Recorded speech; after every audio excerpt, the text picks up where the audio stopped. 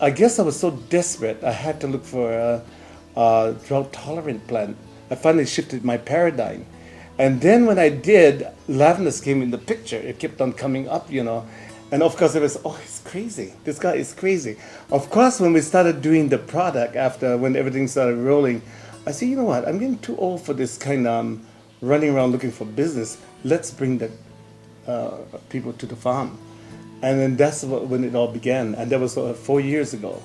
And so, and then now I did not know it was Agtourism until we went to the Ag conference. And so I thought, well, it was just a form of survival, what I was doing. And I started to think, well, isn't so this Agtourism, now it has a name. But then, so we decided now we got to educate the public. You know, this is a whole new paradigm in agriculture.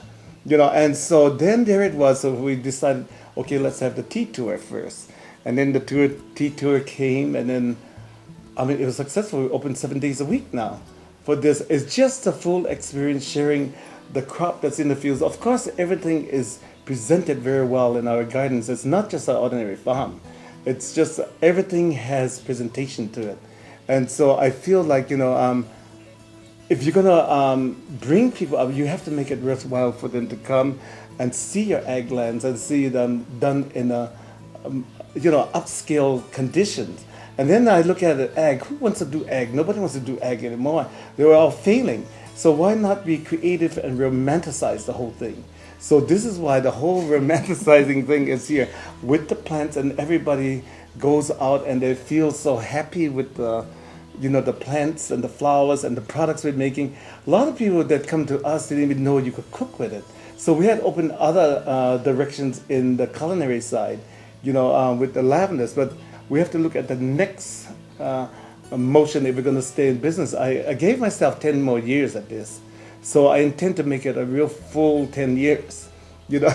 And then the good part about it, there's a marketing side. So here comes Lani. So she's the marketer, and without this, I mean, I'm a farmer. I mean, I don't have the time to go out there marketing. I used to do that before when I was doing only wholesale. But in the meantime, you know, Lani comes along, and so it pushed our company to the even higher levels, because marketing and branding is very necessary. What happened is when Ali came with his 40 years in farming, and then I came with my 28 years in tourism. When we came together, it was a very, very powerful union. And what we wanted to do is we set our business model where we wanted to empower the community while we grew. So, you know, as we grew, we wanted everybody else to grow with us. And how could we do that? How could we pull everybody in? So we went after all of the home-based businesses here in our community, and we partnershiped with them to create our value-added products. And that proved to be such a win-win situation, because we didn't have the labor to create the jellies, etc. We didn't have the bottling facility, nor did we have the certified kitchens. We didn't have the recipes, but we did have the lavender.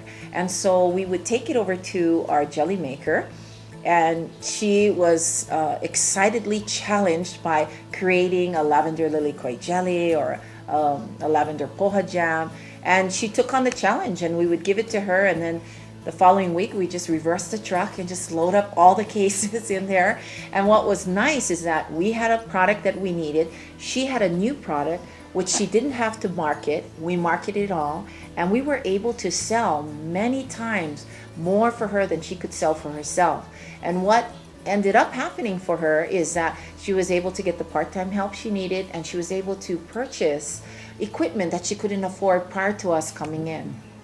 What we did is we duplicated that 25 times within our community. So we have people doing the dressings for us, somebody making the goat milk soap, somebody else, even Rosalani ice cream, they do our lavender mango sherbet. And we went further than that. We started to enlarge our community by going to Big Island Candies and having them do our lavender brownies and our lavender chocolate truffles. We went to Kauai and we had them do our lavender shortbread cookies. And so we started to include as many as we could. And then when we found how easy it was, the value added side just soared for us. So we were able to collect anywhere from 6 to 8 times more on a value-added product than we could when we just sold the raw crop. And an example of that is we could sell a bunch of lavender for $20, or we could use that same bunch and put it in lavender poha jam and collect $120. So we got the math and we realized that the survival tactic was there, and that's all we had to do was just keep turning the product again and creating this opportunity for as many people as we could. Once we realized and learned how to add value to both our farm as well as the business and really empower the community, we really felt compelled to teach others how to do it too. So it's one thing adding value to our farm, but really the ultimate goal for Ali and I was to be able to train others to add value to their farms. And that is a key component to what we do today. I think the last conference actually, where there were speakers on agritourism. In fact, it was Ali Kula Lavender gave a good talk on what they were doing, and I think Melvin. It was started with maybe 5 years ago when I visited Ali Kula Lavender Farm, and I saw how professional they were in presenting what they had. It really left a memory in me, a really strong one, that I thought they were the best ones in marketing that I have seen up to that point. And when I saw her at the conference 2 years ago, that's the time I mentioned to Kylie, if you want to get some good help, go ask Lonnie. And Lonnie then was really busy, and at first I didn't think Lonnie and Ali would even consider consulting or helping us to our project, but Kylie asked her later on, and then to our surprise, they said they were very happy to help us with our project, and here we are now. As time goes on, you realize that we have 4 children. If they want to be a part of this place, you better drum up enough businesses so that they can be included. And we've been fortunate in some of the things we've tried have succeeded, many of them have not. Well, first of all, we wanted bed and breakfast. The girls wanted to do a bed and breakfast. After about 2 weeks, they decided they didn't want to do bed and breakfast. Okay, so that was easy to close up, because that's a cottage that we have on the place that we have visitors stay in. And well, then we have the evening at Kahua, where people come up here for a barbecue evening. And the numbers of people that we currently have run from a low of 60 to a top of about 150. And we have them 3 to 4 times a week. So it gets a little tiring on some of the people who have to man that, because currently the bus arrives about 5:30 and they leave about 8:15, and it's all catered, and the caterer has a liquor license, so we serve wine and beer here. The ranch does not have a liquor license. What we're doing, we're permitting people from the United States a chance to see a part of Hawaii that they will never see. That we are not part of beaches, ocean, hula dancing, none of that's here. They see the real old Hawaii. We started, I guess it's been 10 or 15 years ago, working with Peter Merriman on providing lamb to Merrimans in Waimea. This was before he moved to Maui, before he had another shop or another restaurant, the King Shop. And we've been going ever since. The reason I got into ag tourism was because I was going out and visiting farmers, and I realized how exceptional of an experience that was. And I kept thinking, every time I go visit a farmer, I'd come back and go, wow, how fortunate am I? These are really neat people, they're doing really neat things in very interesting locations. Often the farmers themselves don't appreciate how interesting of a situation they have. And I was fortunate, because I was pursuing locally raised products, to go out and visit many of these farmers over years. I mean, it's been 15, 18 years now at Merriman's we've been doing this.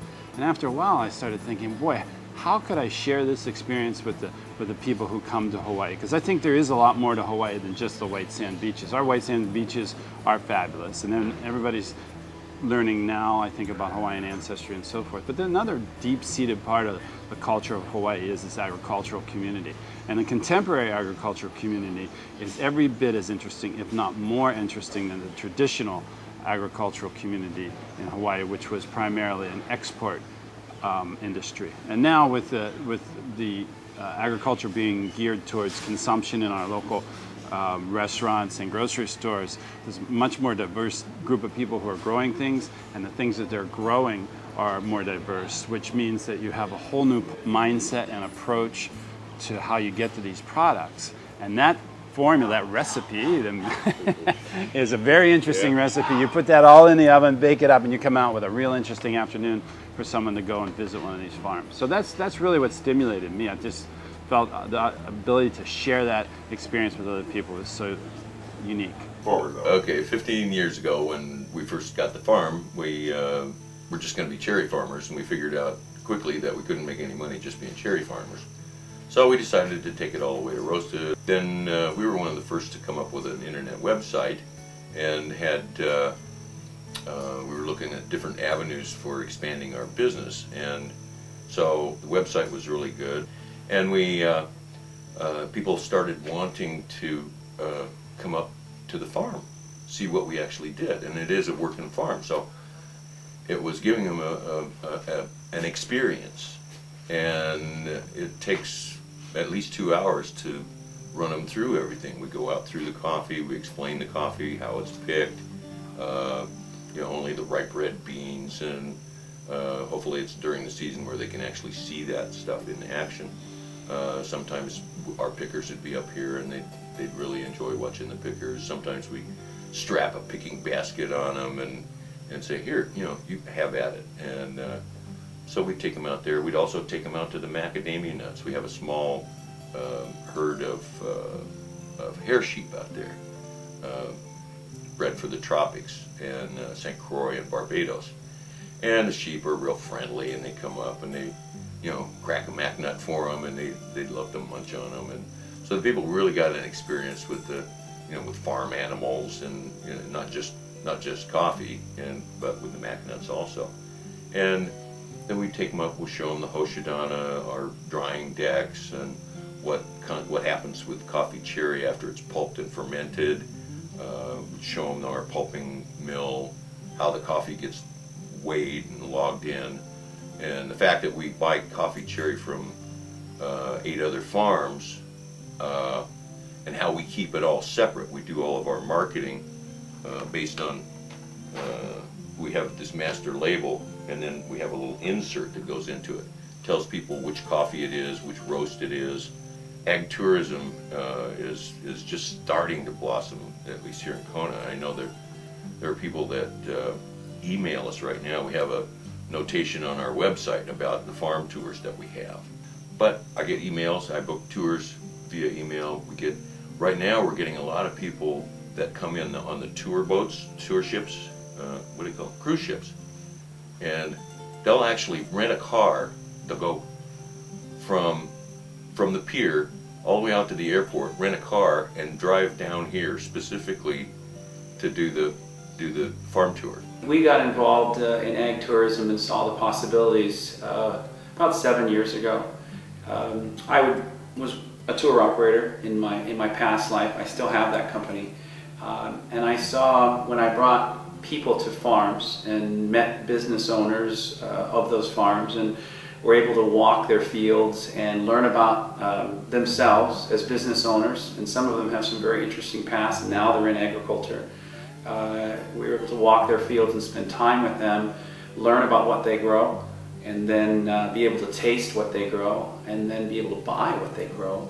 I saw this incredible interaction on a human scale that I had never seen before in tourism. I saw people truly connecting with a place. And you know, I've been involved in tourism all my life, and I'd never seen that before. And I thought, that's magic, because it's people meeting people. The crop and what they grow enhances the experience while they're there, But I saw, you know what, this is really cool. This could grow. And when we started our venture here, I mean, I had picnic tables out there. I had no stairs to get people up to our place. We used to have to like pull them up. The larger women pull them up. And my wife would do the cooking, and it was just the kids and us, and paper plates, napkins, and it was really hard in the beginning because it started to grow. We would do it once a week, and then it started to build and build and build and build. And the magic was still there. They were meeting my family. They were actually coming to Hawaii and sitting down and having a meal with somebody who's born and raised here, and sharing in a moment, you know, like we're family. And it was awesome. And current numbers that are coming through are projected for this year, 2006, 2007 will be 10,000 people. And how do we deal with that growth? I mean, that's where we're at right now. The company is at a place where things are booming. We have 9 employees.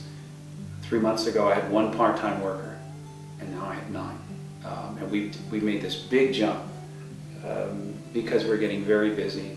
Yeah, the farm's growing, the kitchen's growing, and we need help. Our kids are no longer able to do everything. We got into ag tourism because Kualoa Ranch is 4,000 acres, half of which is agricultural land, and we knew that the agricultural revenues were not enough to sustain the company over the long run. Company's been in our family for 150 years, a little more than that, and so we had to look to the future and say, okay, we don't want to sell, we don't want to develop. What can we do to, you know, to keep the land in our family and be profitable? So that's when we turned to ag tourism, which was a part of our overall strategy to get into outdoor recreation and tourism.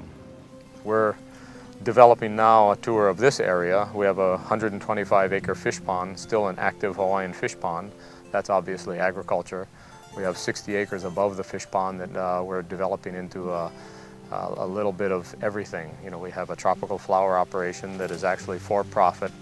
We have a lot of different tropical fruit orchards planted, and then we're working on some other things. We're putting down pineapple this week. We've put in sugar so that we can teach our customers about the history of agriculture in Hawaii too. So not just, but we're not going to be selling sugar or pineapple in any volume, that's for sure. Well, the scope of activities that Kualoa Ranch has is quite broad. You know, we have horseback rides, we have ATV rides, we have a gun range, and we have 4 different tours of the property. And we had 1 tour for a long time, and we've added the other 3, and they're really focusing on agriculture, culture, and the environment. So we get somewhere between 150 to 300 people a day come into the ranch to see what we have to offer. I think there are a lot of farmers that hesitate to move towards the ag tourism side because they think, you know, how big do we have to make it? You know, we don't want all these people trampling all over our, you know, crops, etc. But that's the beauty of ag tourism, is you could make it as small or as big as you want. You know. We turn down buses all the time up here, and we're fine with it because that's not what our vision is for this place. Mm-hmm. This place here is about healing, it's about wellness, it's about bringing people together so that they can connect.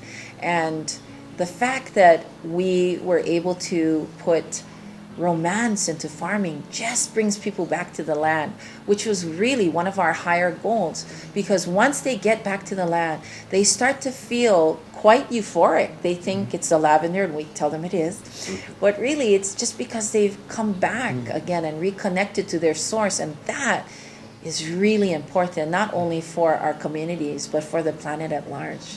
And that's what ag tourism brings people.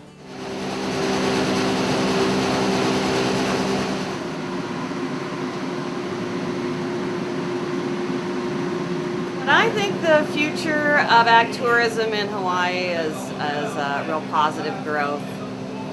More people are looking for eco adventures and ag adventures and something off the beaten path rather than just maybe a snorkel cruise or something that they've probably done other places that they've vacationed. So with this being unique as far as coffee growing in the United States anyway, I think that's a big reason why people will, when they come to Kona, they feel like they need to visit a farm. coffee farm.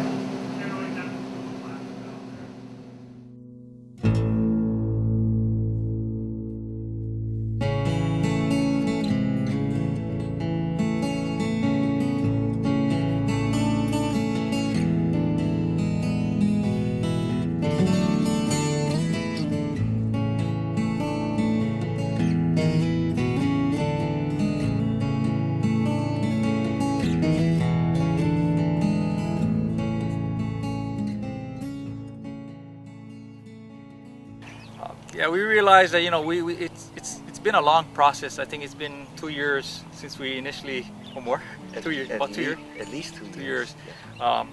And that it's been a bumpy ride along the way, but we see light at the end of the tunnel. But on that note, again, we realize that agritourism is not for every farmer. I mean, I guess the situation have to be right for each operation. Just so happened, I think it's right for us. That's why we want to pursue it. But again, because Kylie wanted to come back to the farm and she had that knowledge or the desire to do it and move forward on it, I think that was a big plus for us, because I think we doing it on our own, I don't think we would have. No, I'll stay on the tractor. You run the front. A lot of people save their money, and this is their dream vacation, and I should respond to them.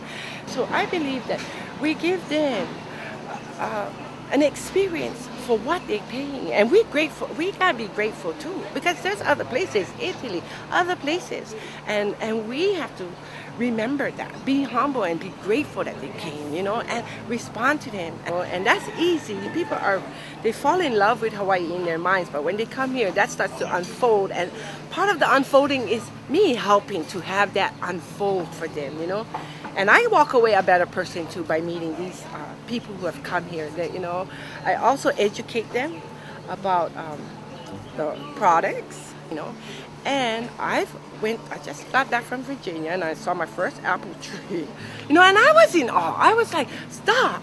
I gotta take a picture of, And I'm no different from everybody else. Many people, if we sit here and we try to, formulate, advertisement.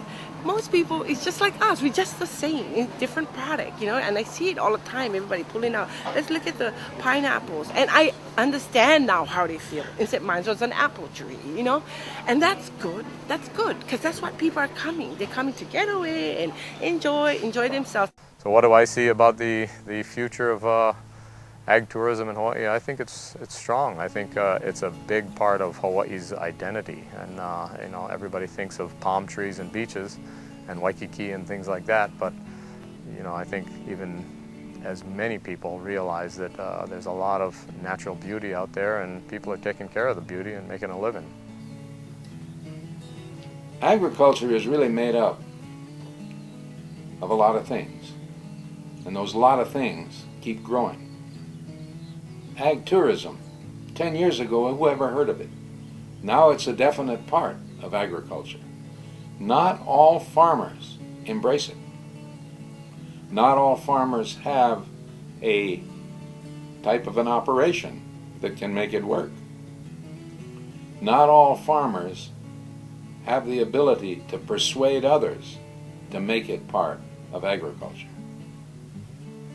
But if you make it part of agriculture, you will find that it helps everybody. I think that there's more growth in Hawaii ag tourism than there is in the internet. I don't even think we have gotten to this point where we understand all the things that we can do with ag tourism in Hawaii. The beaches are great, but there's so much more to Hawaii. And as people travel more and become more and more sophisticated, they're looking for different types of experiences, and they're looking for authentic experiences. And nothing's more authentic than connecting with the people who work with the land every single day. And the different ways we figure out to do that, that's how our tourism will grow and grow. I guess our number one competitor is Napa Valley, and they're doing pretty well as it is right now.